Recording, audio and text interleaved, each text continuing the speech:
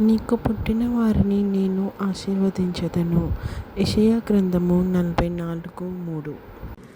పరలోకమందున్న మా తండ్రి, నీ నామం పరిశుద్ధపరచబడునుగాక.